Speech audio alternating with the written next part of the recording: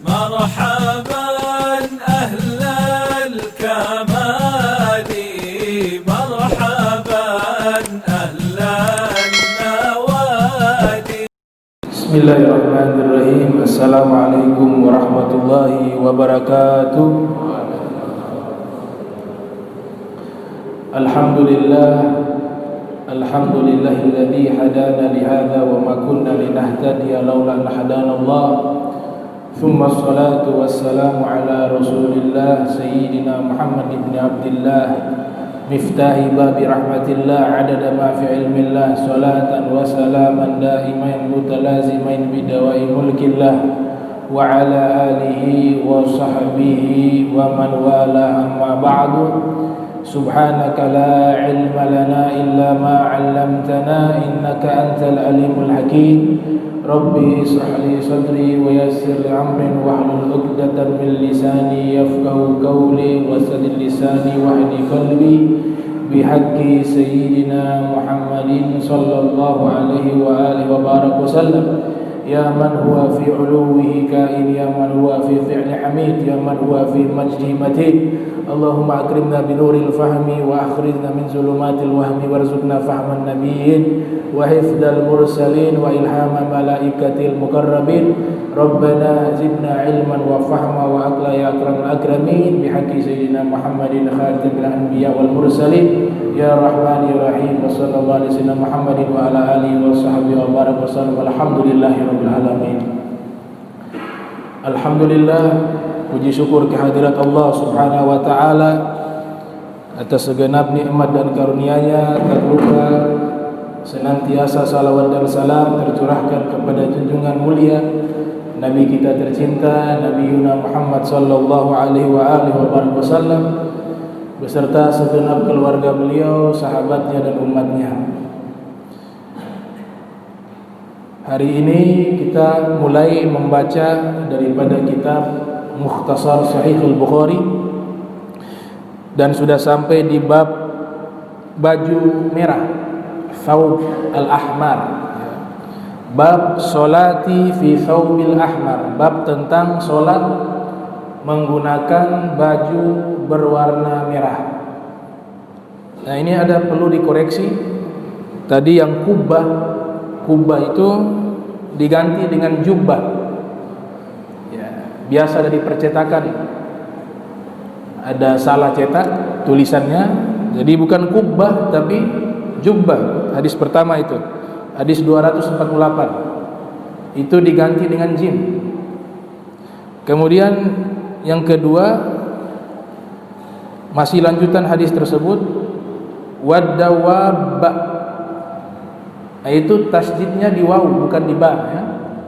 Dawab bukan dawab, wawnya yang ditasdid. Nah, itu dikoreksi. Jadi itu dua kata itu salah ini dari bukan dari pengarang kitab, bukan, tapi dari percetakan. Kubah sama dawab. Nah, ini berkaitan tentang pakaian. Jadi di dalam Islam mengatur semua aspek kehidupan. Sampai cara berpakaian pun diatur di dalam agama kita.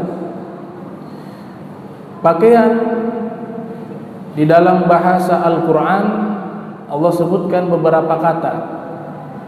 Ada di antaranya disebut dengan kata libas. Itu artinya pakaian. Di dalam Al-Quranul Karim Allah Subhanahu wa taala menyebutkan kata libas sebanyak 10 kali. Al-libas. Ada juga pakaian disebutkan di dalam Al-Quran dengan kata thawbun, yang berarti pakaian juga. Thawbun berarti pakaian. Hukum dasar pakaian ini adalah mubah dari sisi model dan style, ya. Hukum dasarnya, warnanya, modelnya, asalkan dia menutup aurat, maka pakaian hukum dasarnya adalah mubah.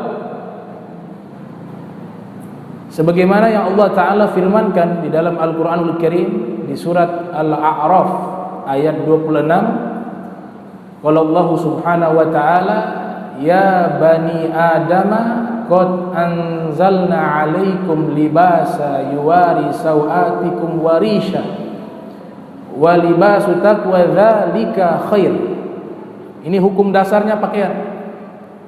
Allah Ta'ala memanggil ya bani Adam, wahai anak-anak Adam, yakni manusia, karena kita semua ini kembali kepada Abul Bashar Al-Imam Nawawi yang lahir 631 Hijriah, meninggal 676 Hijriah. Dalam kitabnya Tahdzibul Asma'i wal Lughat, beliau mengatakan di antara julukannya Nabi Adam adalah Abul Bashar, yang berarti bapaknya manusia.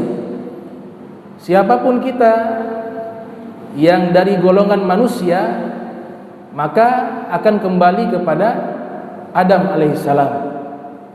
Kalau bangsa jin namanya Abul Jan.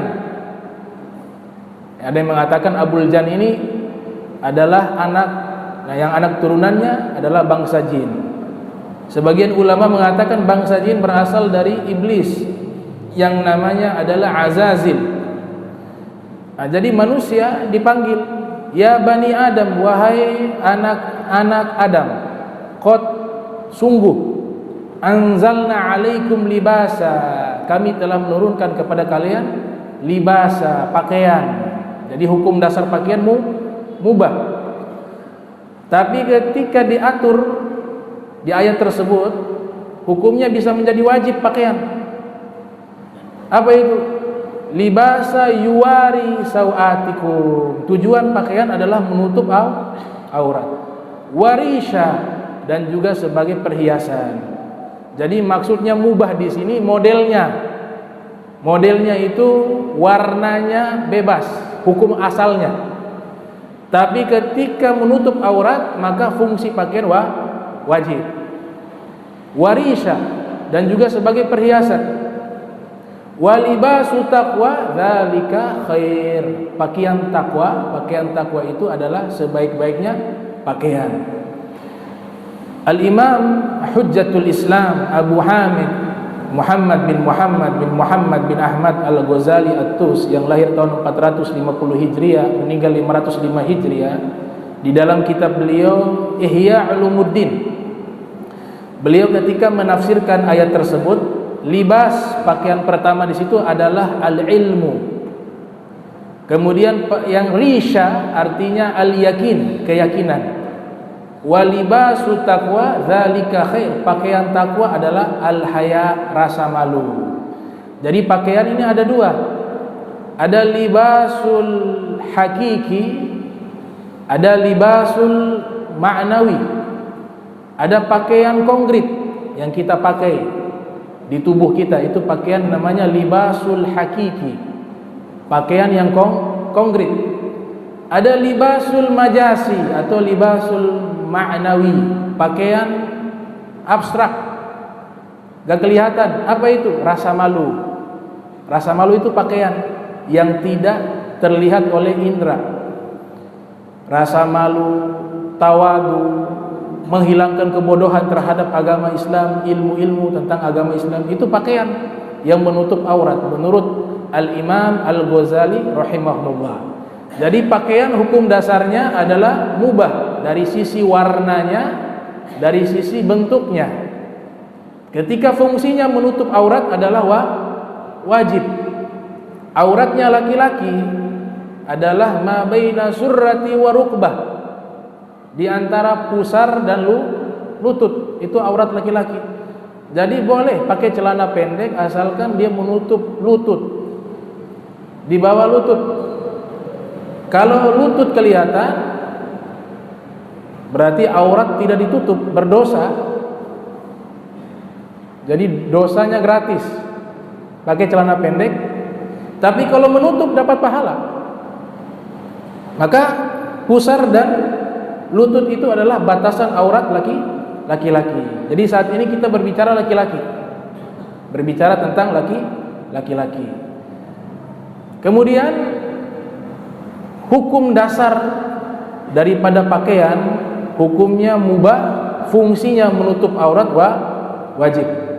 Nah, ketika hukumnya mubah dari sisi warnanya, dari sisi modelnya, ketika belum ada dalil, maka hukumnya itu boleh saja. Namun ternyata di dalam hadis ada beberapa riwayat yang mengatur pakaian laki-laki. Kalau yang perempuan ini diberikan kebebasan dari sisi warna, bebas. Jadi perempuan ini pakaian warna apa saja bebas. Tapi ketika laki-laki ternyata ada batasan warna yang menjadi pandangan syariat, khususnya dari kalangan para fuqaha. Sehingga Imam Mujahid, seorang ulama tabi'in yang lahir tahun 21 Hijriah, meninggal tahun 130 Hijriah, beliau mengatakan, innahum, yaitu mereka para sahabat, kanu lam yaru ba'san bil humrati lin nisa. Para sahabat terdahulu mereka tidak beranggapan kalau wanita menggunakan pakaian merah itu ada masalah. Artinya wanita menggunakan pakaian berwarna merah atau warna-warna lainnya selama dia menutup aurat, maka itu tidak masalah, kata para sahabat Rasul sallallahu alaihi wasallam, sebagaimana riwayat dari Mujahid. Namun ketika pakaian ini dinisbatkan kepada laki-laki, maka di situ ada nas. Nas di sini adalah Al-Qur'an dan hadis. Kalau berbicara tentang hukum pakaian, maka sumbernya di situ di dalam hadis Rasul sallallahu alaihi wasallam. Banyak bercerita tentang pakaian. Di antaranya laki-laki dilarang menggunakan pakaian berbahan sutra. Hadis yang diriwayatkan oleh Al-Imam Bukhari dan Muslim, muttafaqun alaih. Imam Bukhari lahir tahun 194 Hijriah, meninggal 256 Hijriah. Al-Imam Muslim lahir tahun 204 Hijriah, meninggal 261 Hijriah. Muttafaqun alaih. Beda muttafaqun alaih dengan rawahul Bukhari dan Muslim. Kalau muttafaqun alaih itu artinya matan hadisnya, isi hadisnya sama, riwayat para rawinya, para ruwat, sanad, ruwat, sanad daripada hadis tersebut, para rawinya meriwayatkan orangnya sama dan sahabatnya sama, dan yang diriwayatkan oleh Bukhari dan Muslim. Kalau semuanya sama namanya muttafaqun alaih. Tapi kalau matannya sama, isi hadisnya sama, tapi para periwayat hadisnya itu berbeda, maka di situ dipisahkan dengan muttafaqun alaih.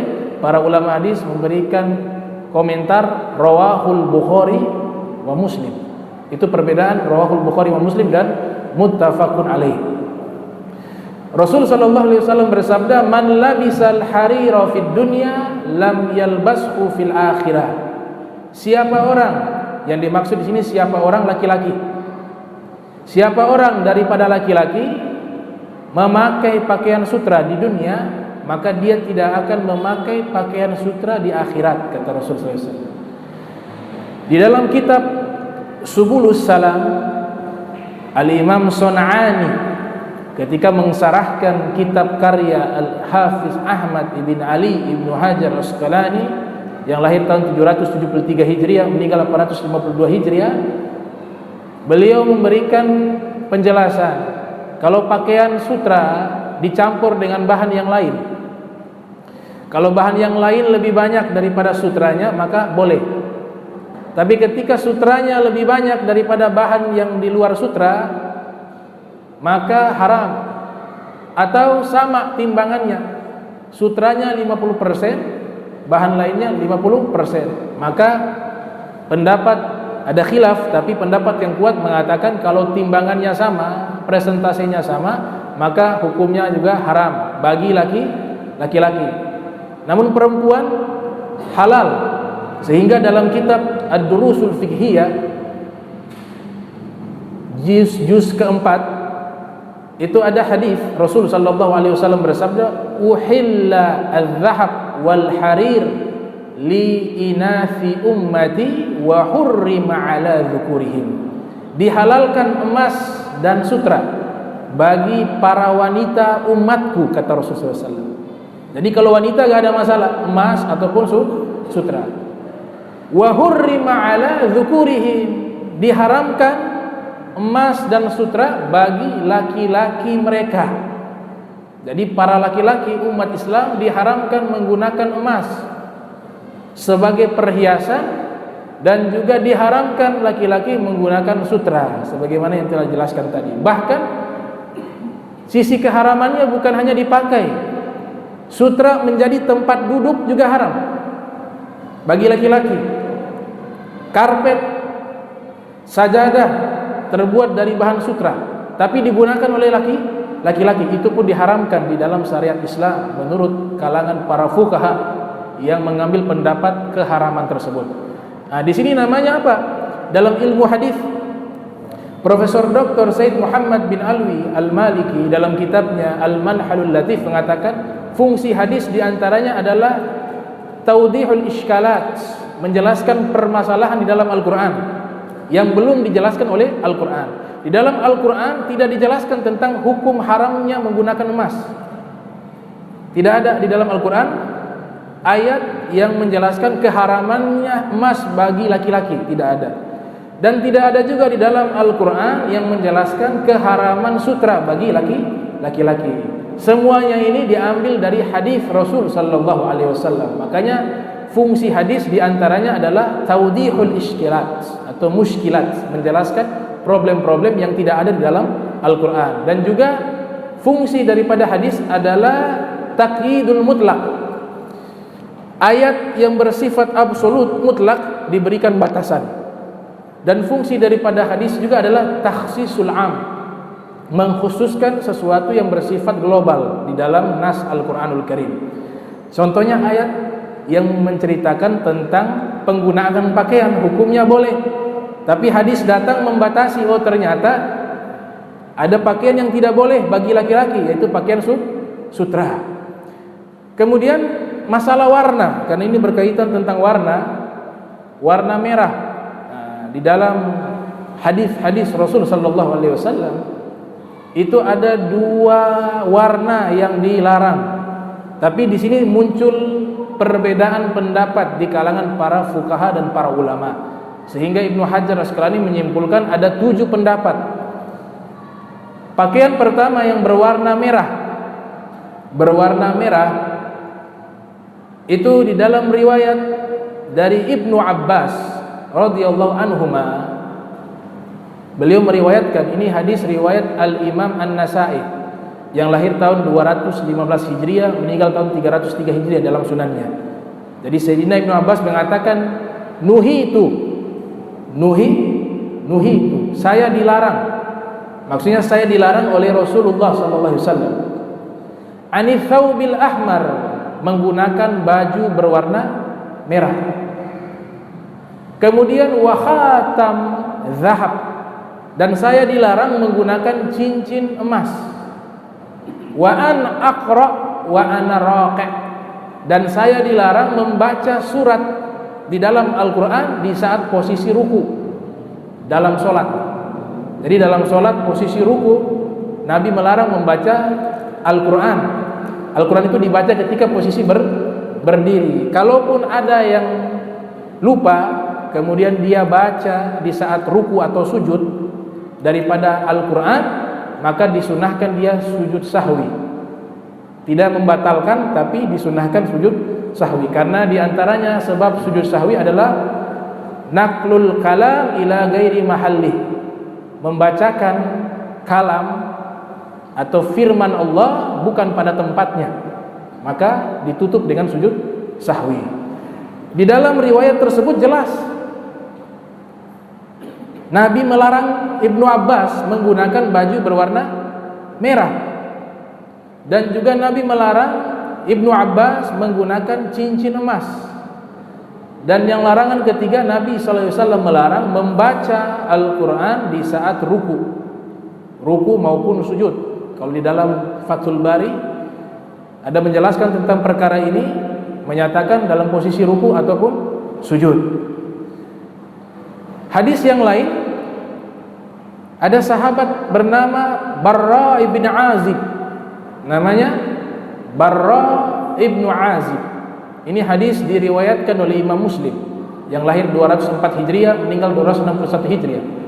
Kata Barra ibn Azib, "Ma ra'aitu min dhi limmatin fi hullatin hamra'a ahsan min Rasulillahi sallallahu alaihi wa alihi wa barik wasallam wa lahu sya'run yadribu mankibaihi wa ba'idu ma baina mankibaihi." Dia katakan, saya tidak pernah melihat orang yang rambutnya zilimmatin, rambutnya panjang, lurus, rapi. Rambutnya panjang, rapi. Rasulullah punya rambut tidak terlalu lurus, tidak terlalu keriting, sedang-sedang. Saya tidak pernah melihat orang yang memiliki rambut yang lurus dan rapi menggunakan hullah hamra, baju berwarna merah, ahsana, yang lebih tampan, lebih indah seperti Rasulullah sallallahu alaihi wasallam. Beliau memiliki rambut yang panjang sampai ke bahu.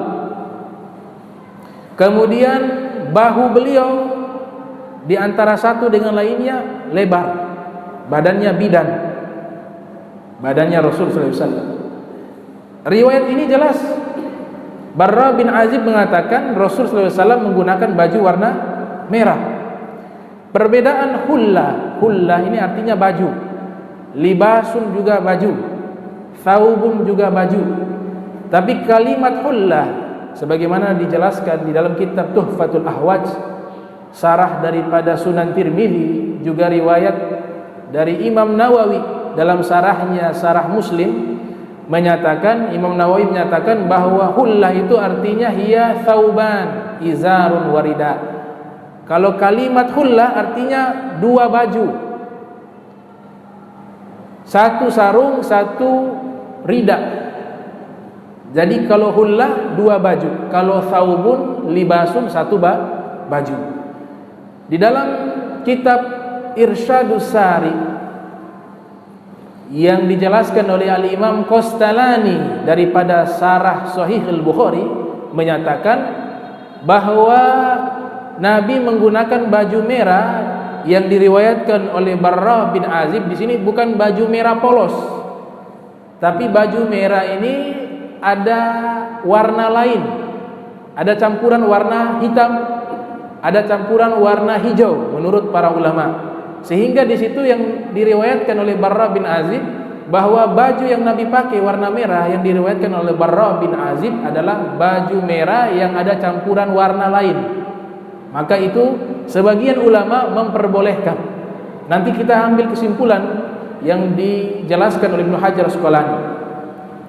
Kemudian ada seorang wanita sudah tua, itu juga meriwayatkan ketika Nabi sallallahu alaihi wasallam datang ke khimah, namanya Ummu Ma'bad Al-Khuzai namanya.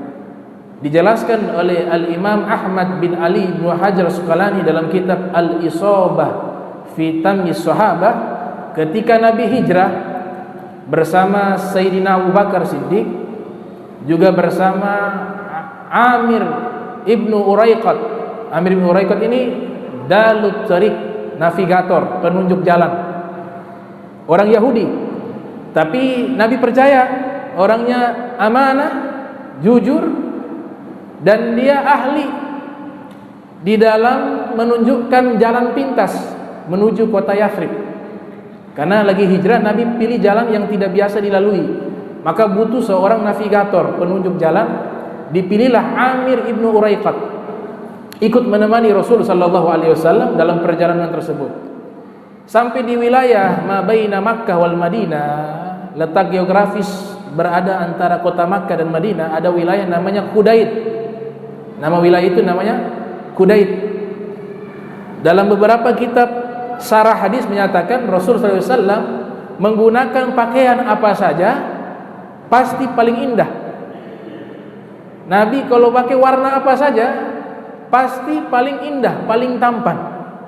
Sehingga di dalam tafsir Jalalain dikatakan utiya Yusuf nisfal jamal wa utitu kullal jamal. Nabi bersabda sallallahu alaihi wasallam, Nabi Yusuf itu diberikan separuh keindahan. Kalau saya Nabi Muhammad sallallahu alaihi wasallam diberikan seluruh keindahan, kata Rasulullah sallallahu alaihi wasallam. Berangkat sampai di kota Qudait, pasokan makanan habis. Akhirnya Nabi dan Sayyidina Abu Bakar Siddiq dan Amir ibn Uraiqat melihat ada satu khimah, ada satu tenda, dengan niat ingin membeli pasokan makanan. Karena perjalanan dari Makkah ke Madinah pada waktu itu kurang lebih 1 pekan, 7 hari. Maka ketika masuk ke khimah, yang didapati hanya seorang nenek yang sudah tua, namanya Ummu Ma'bad Al-Khuzai. Dan ketika Nabi SAW meminta sesuatu untuk dibeli, sang nenek mengatakan bahwa yang dia miliki hanya seekor kambing betina yang sudah tua, yang sudah tidak lagi produktif, tidak mengeluarkan susu, dan harta lainnya, makanan tidak ada karena lagi masa paceklik.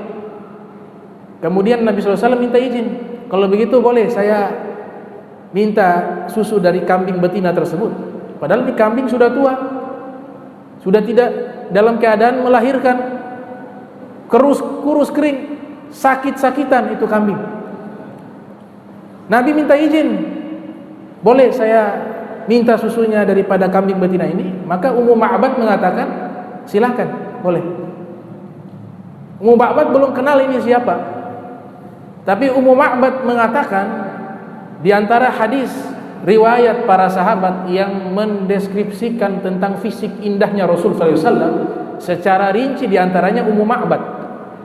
Dikatakan ketika saya memandang wajahnya, ra'aitu, saya melihat ya zahirul wada'at, wajahnya tampan sekali pemuda tersebut. Kemudian wajhul ablaj, di wajahnya muncul sinar-sinar cahaya, kata Ummu Ma'bad ketika melihat ketampanan Rasul sallallahu alaihi wasallam. Bahkan di bagian akhir Ummu Ma'bad mengatakan ajmalun nas min ba'id wa ahlahu wa ahsanahu min qarib. Pemuda tersebut yang dimaksudkan Nabi Muhammad sallallahu alaihi wasallam itu manusia yang paling indah ketika dilihat dari jauh, dan manusia yang paling manis dan paling tampan ketika dilihat dari dekat. Itu Nabi Muhammad sallallahu alaihi wasallam. Ada orang dari jauh tampan, iya, dari jauh kelihatan tampan, indah. Ketika dekat, ketampanannya hilang. Ada yang dari dekat tampan, lihat dari jauh tidak tampan. Tapi Nabi Muhammad SAW, al-insanul kamil, kata Ummu Ma'bad, saya melihat dari jauh, dia manusia paling tampan. Ketika melihat dari dekat, jauh lebih tampan dan lebih indah wajahnya Rasul sallallahu alaihi wasallam. Makanya benar tuh, yang muji Nabi ketampanannya bukan hanya golongan wanita. Dari kalangan laki-laki juga tidak mampu melihat ketampanan Rasul sallallahu alaihi wasallam. Sehingga mereka mensifati, seperti Abu Hurairah mengatakan, ma ra'aitu syai'an ahsana min wajhi Rasulillah, ka'anna syamsa tajri fi wajhihi fa idza dhahika yatala'lu wa wajhuhu kal qamari lailatal badr. Abu Hurairah mengatakan, saya belum pernah melihat wajah yang lebih indah seperti wajahnya Nabi Muhammad sallallahu alaihi wasallam. Ka'anna syamsa tajri fi wajhihi. Wajah beliau itu seakan-akan ada matahari bersinar di wajahnya. Fa idza dhahika yatala'u. Kalau beliau tersenyum, itu muncul sinaran cahaya yang keluar dari mulut beliau. Wa wajhuhu, dan wajah beliau kal qamari lailatal badr, ketika tersenyum bagaikan bulan purnama yang sangat terang.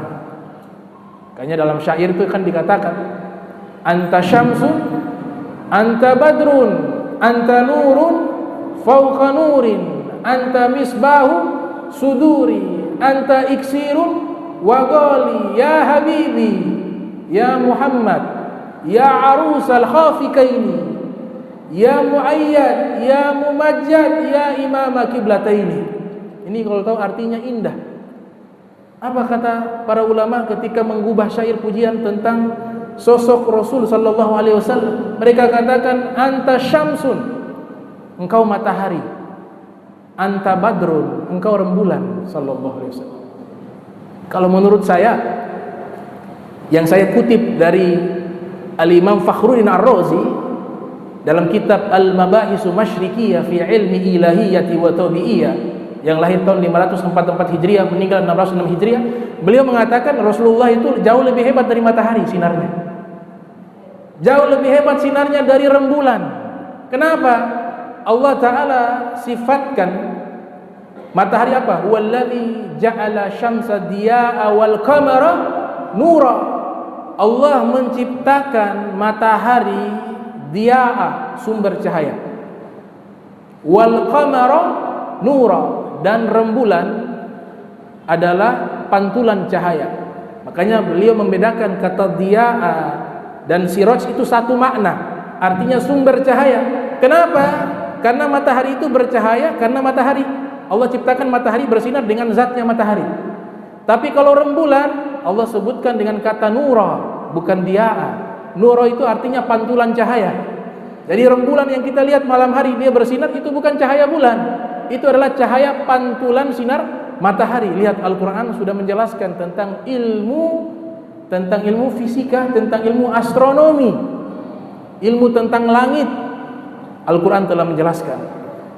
Al-Imam Fakhruddin Ar-Razi mengatakan Rasulullah sallallahu alaihi wasallam lebih hebat dari matahari sinarnya, lebih hebat daripada rembulan sinarnya. Kenapa? Karena ketika Allah sifati tentang Nabi sallallahu alaihi wasallam, Allah Ta'ala berfirman, ya ayyuhan nabiyyu inna arsalnaka syahidan wa mubasysyiran wa nadhira wa da'iyan ilallahi biiznihi wa sirajan munira. Kalau matahari satu sifat, dia sumber cahaya. Kalau rembulan satu sifat, nura, pantulan cahaya. Tapi Nabi Muhammad SAW Allah sebutkan apa? Sirajan munira. Beliau adalah sumber cahaya dan pantulan cahaya, yaitu Nabi Muhammad SAW. Kayaknya bersinar wajah beliau. Ummu Ma'bad ketika memberikan kambing betina tersebut, Rasul sallallahu alaihi wasallam hanya memegang bagian punggung dari kambing betina tersebut sambil beliau membaca sama billah, menyebut nama Allah.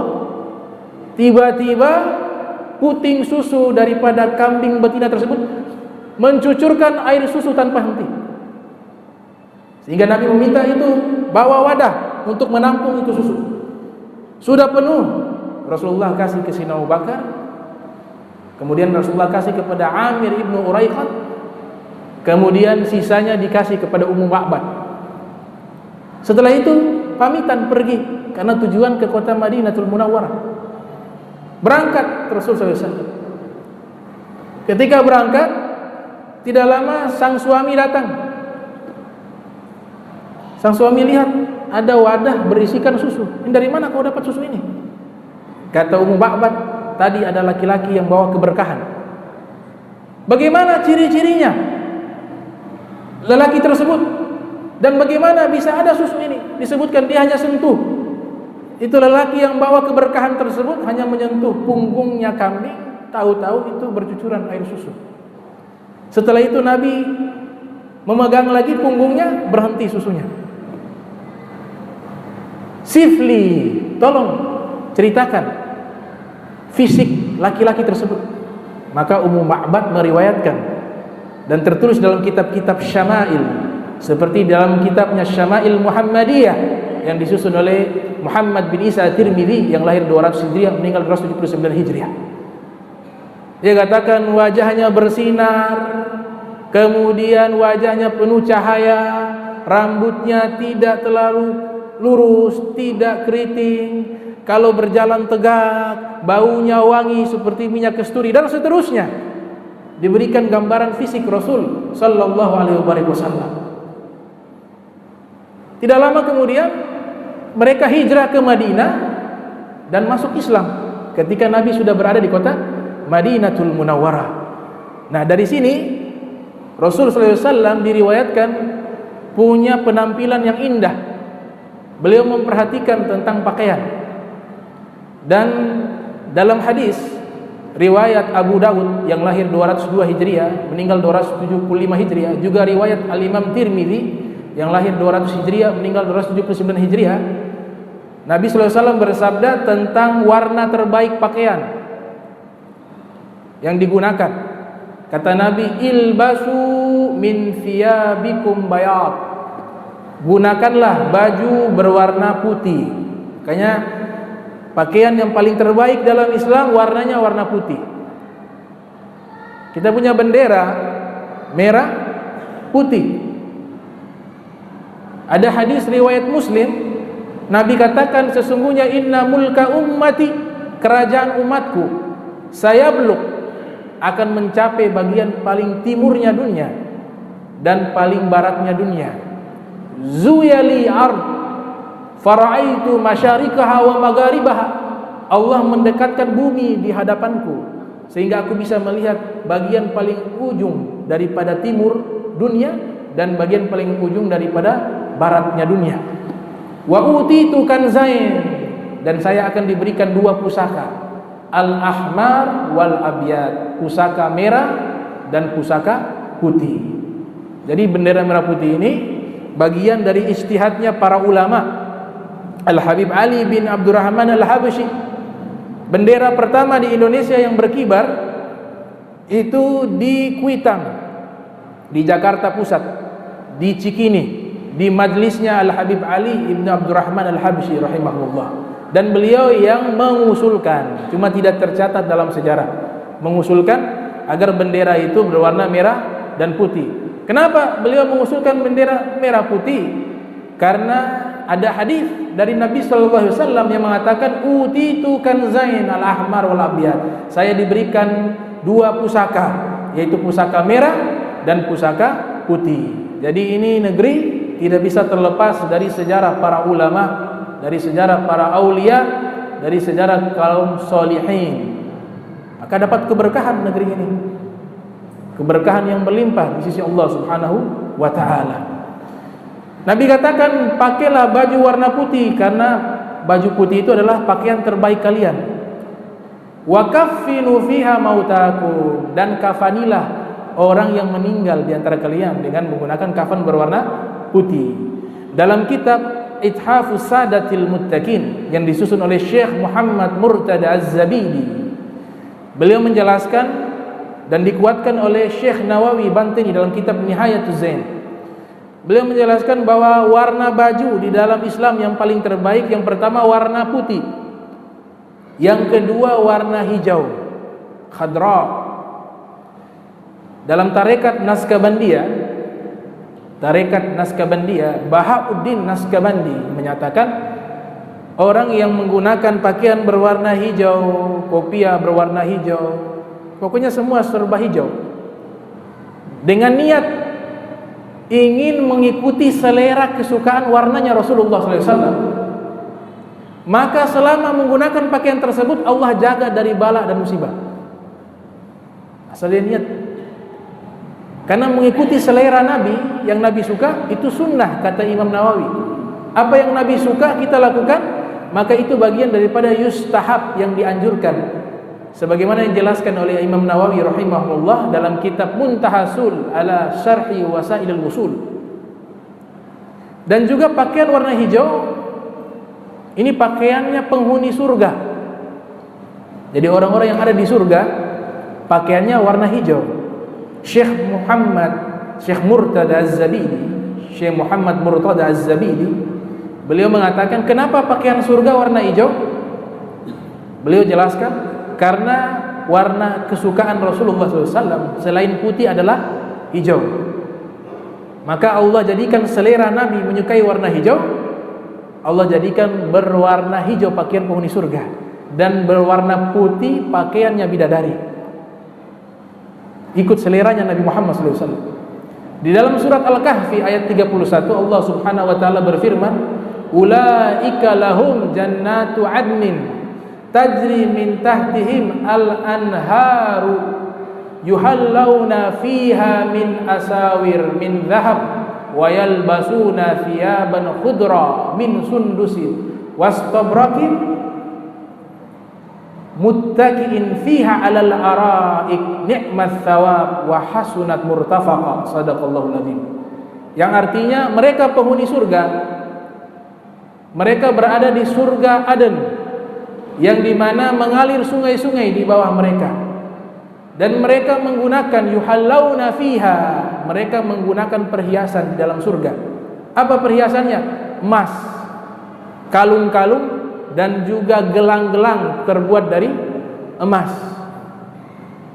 Wa yalbasuna siyaban khudra, dan juga mereka penghuni surga menggunakan baju berwarna hijau, kata Allah Subhanahu wa taala dalam Al-Qur'an.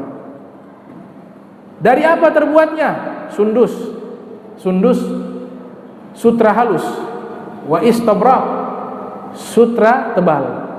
Jadi yang dilarang di dunia, di surga Allah berikan.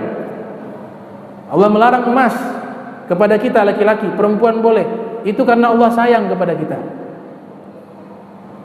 Karena Allah bil mu'minina rahimah. Allah sangat sayang kepada orang-orang beriman.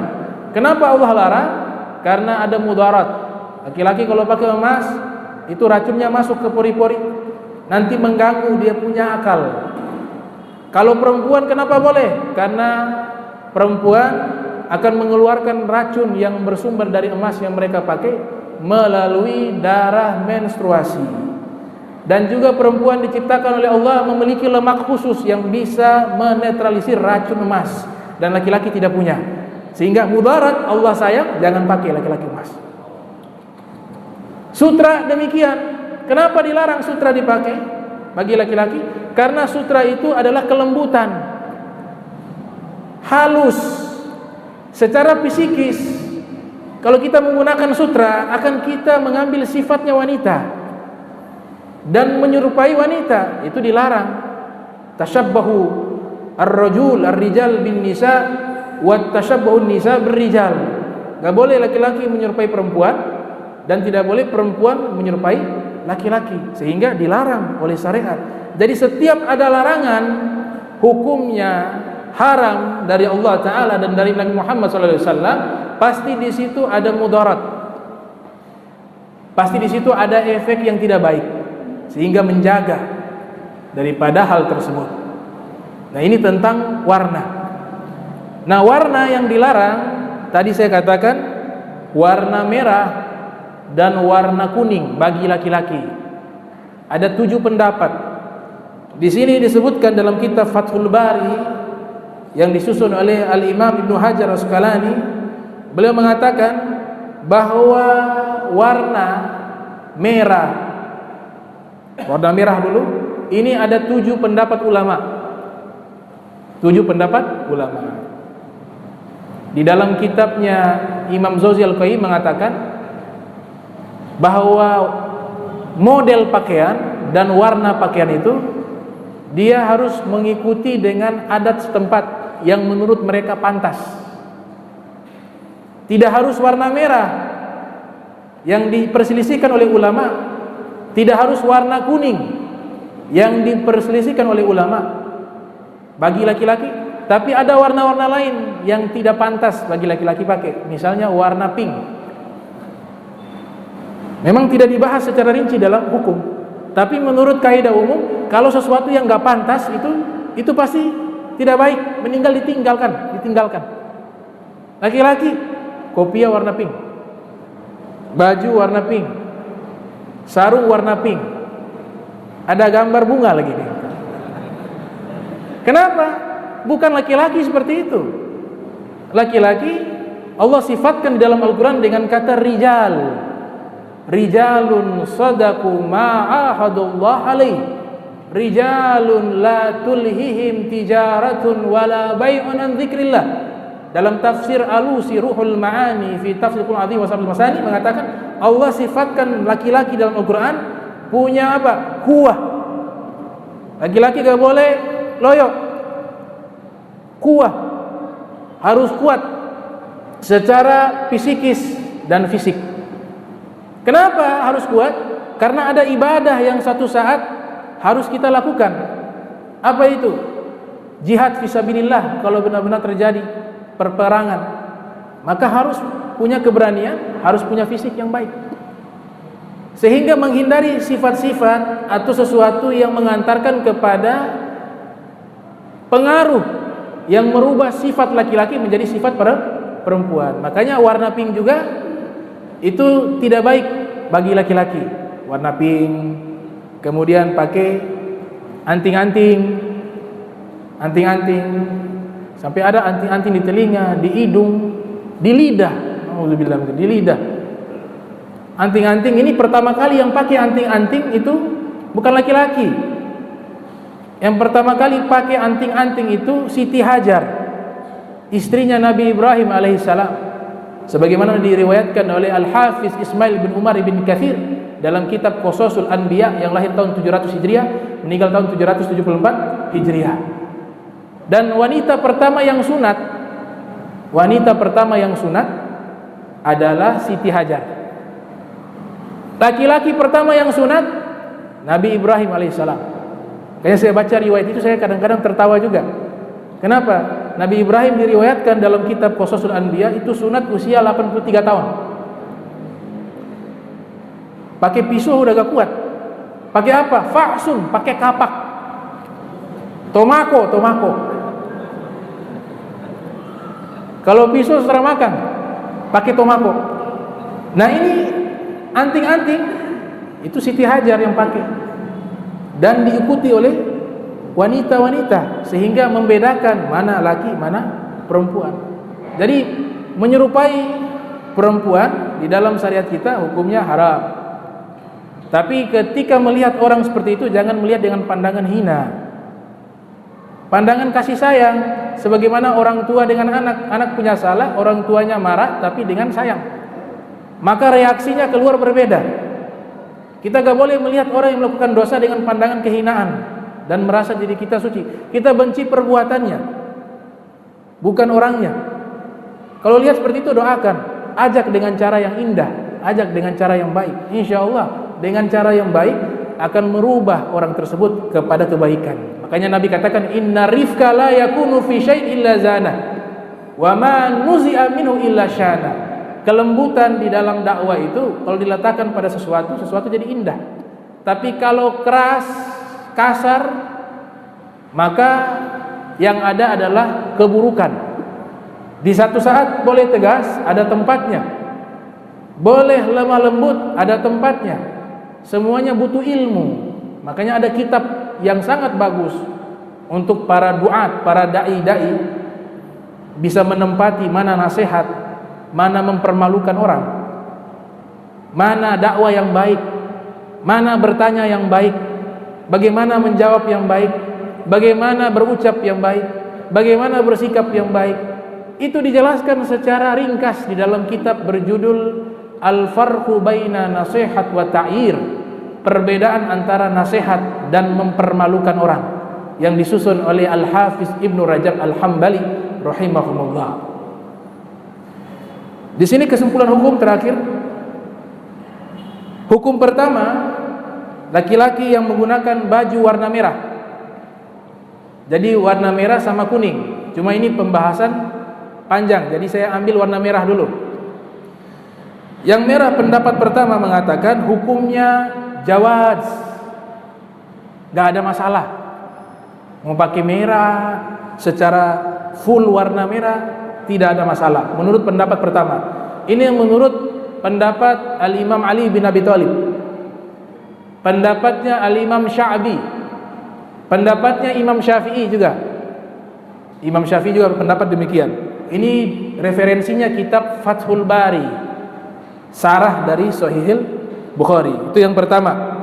Jadi yang pertama menyatakan bahwa hukumnya boleh menggunakan baju warna merah menurut Imam Ali, menurut Tolha, menurut Abdullah bin Ja'far, menurut Al-Barra bin Azib, menurut Sa'id bin Musayyib, dan menurut Asy-Sya'bi rahimahumullah. Pendapat kedua mengatakan haram menggunakan baju warna merah bagi laki-laki.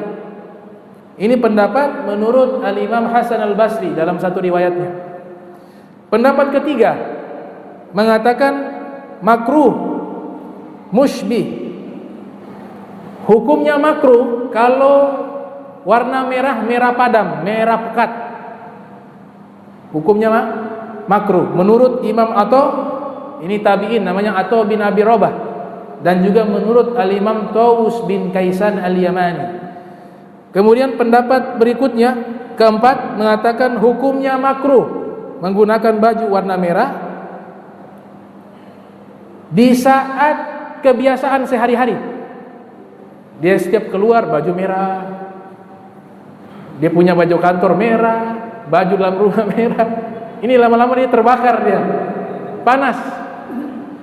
Nah, ini mengatakan kalau sehari-hari dia gunakan baju warna merah, dia punya baju sehari-hari mayoritas sering dia gunakan warna merah, maka makruh, kecuali dia gunakan di rumah atau di tempat kerja. Tempat kerja misalnya seragamnya warna merah, sudah tempat kerja dan rumah tidak apa-apa. Tapi kebiasaan sehari-hari makruh. Tapi di rumah dan tempat kerja hukumnya boleh. Ini menurut Imam Malik.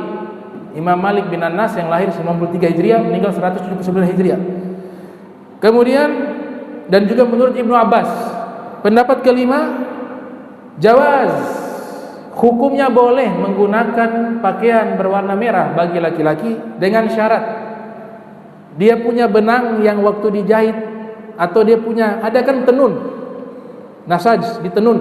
Nah, waktu ditenunnya itu sudah dari awal warna merah. Sudah dari awal warna merah, maka hukumnya boleh.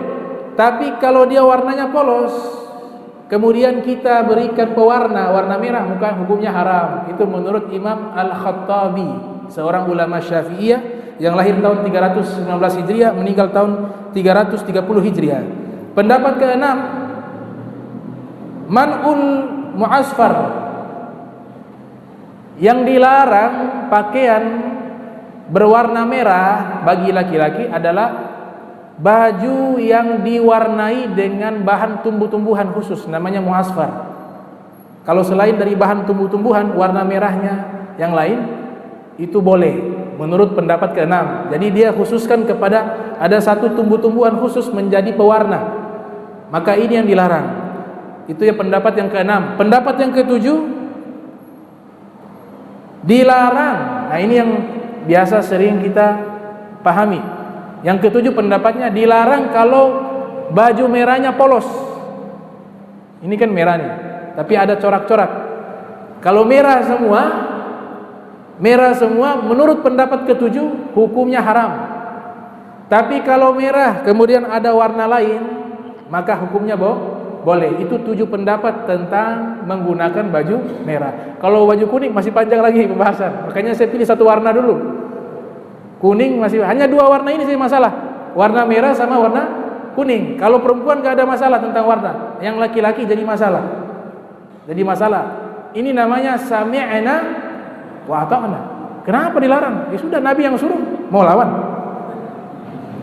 Nabi yang suruh. Kalau Nabi yang suruh berarti yang suruh Allah. Wa ma yantiqu anil hawa in huwa illa wahyu yuha. Karena yang Nabi sabdakan itu wahyu dari Allah Subhanahu wa taala. Nah, kemudian tadi kan terlalu banyak 7. Kira-kira yang mana yang paling bagus, Bib? Ini kan 7. Nah, bukan menurut pendapat saya. Saya ini siapa? Zaman sekarang orang terlalu kepedean. Menurut saya seperti ini. Menurut saya seperti ini. Menurut guru saya seperti ini. Yang ulama-ulama besar yang dulu-dulu tidak dipakai. Menurut saya begini. Hum rijal wa nahnu rijal. Oh, mereka ulama, kami juga ulama. Ini bahasanya iblis. Ana khairun minhu. Iblis kan bilang begitu. Saya lebih baik daripada dia. Ini ulama-ulama dulu ilmunya. Ulama-ulama dulu ilmunya dengan ulama-ulama sekarang bukan dibanding-bandingkan, tapi bicara fakta. Fakta. Siapapun ulamanya, ulama dulu yang punya ilmu seperti mereka zaman sekarang sudah tidak ada. Kalau sama persis, walaupun memang ada mujaddid, Nabi katakan setiap 100 tahun ada ulama yang dikirim. Ini hanya beberapa orang. Ini hukum rata-rata. Apalagi yang suka salahkan sana sini. Sama ini belum tentu alimnya. Ini Ibnu Hajar, beliau hafal hadis 500.000 hadis Rasul sallallahu alaihi wasallam.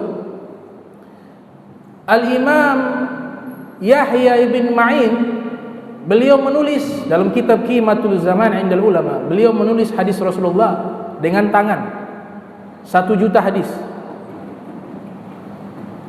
Al-Imam Abu Syah, beliau menafsirkan surat Fatihah. Surat Fatihah, 1 surat saja. Padahal surat ada 114 surat. Surat Fatihah beliau tafsirkan dapat berapa? 1000 jilid.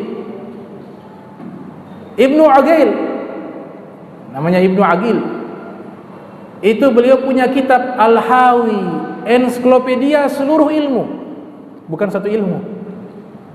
Ensiklopedia kumpulan daripada seluruh ilmu yang ada. Dapat berapa? 1000 jilid. Al-Imam Abu Hatim Ar-Razi punya kitab Musnad 1000 jilid. Imam Zawzi Al-Qayyim menghatamkan 200.000 kitab. Al-Habib Muhammad Al-Haddar, beliau waktu belajar 6 tahun, kasurnya belum dibuka sampai lulus 6 tahun baru dibuka. Itu gambaran ulama-ulama terdahulu. Kalau Habib Muhammad masih masa kita. Artinya ilmu mereka luar biasa, luas. Makanya ikut mereka. Yang suruh ikut mereka siapa? Yang suruh ikut mereka Allah Ta'ala. Fas'alu ahla dzikri in kuntum la ta'lamun. Tanya kepada orang yang berilmu jika kalian tidak tahu. Mereka, kita belajar pakai pendapat mereka, itu artinya kita bertanya kepada mereka. Siapa yang suruh juga? Rasulullah SAW yang suruh. Al-ulama warasatul anbiya. Para ulama itu pewaris para nabi. Kami punya warisan, itu para nabi. Para nabi kasih kepada siapa? Para ulama. Para nabi 124.000 punya warisan, nabi kasih kepada, para nabi dikasih kepada Rasulullah SAW.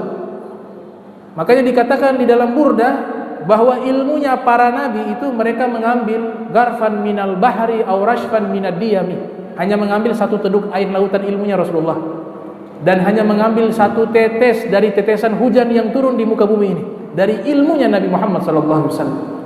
Nah, Nabi wariskan kepada para sahabat, kepada para ahlul bait Rasul SAW, dan turun temurun. Jadi bukan menurut saya, dari 7 pendapat tadi, menurut Ibnu Hajar Asqalani, beliau lebih condong ke pendapatnya Imam Malik bin Anas yang menyatakan bahwa kalau di rumah boleh pakai, atau di tempat kerja. Memang kerja, misalnya kalau kerja pakai seragam merah atau apa? Ada?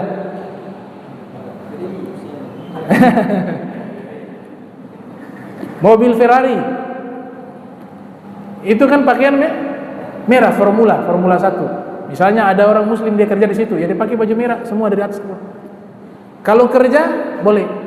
Tapi kalau sebagai adat kebiasaan sehari-hari tidak boleh. Kalau Imam Syafi'i mengatakan hukumnya boleh. Kalau saya lebih condong pendapat yang ketiga, menurut Al-Imam Qastalani, kalau merahnya ada corak-corak boleh. Kalau merahnya polos, menurut Imam Qastalani mengatakan tidak boleh. Nah, ini pembahasan tentang pakaian, mudah-mudahan bermanfaat. Subhanaka bihamdika asyhadu an la ilaha illa anta astaghfiruka wa atubu ilaik. Wa sallallahu alaihi Muhammadin wa ala alihi wa sahbihi wa barik wa sallam. Wa lakum minkum wassalamu alaikum warahmatullahi wabarakatuh.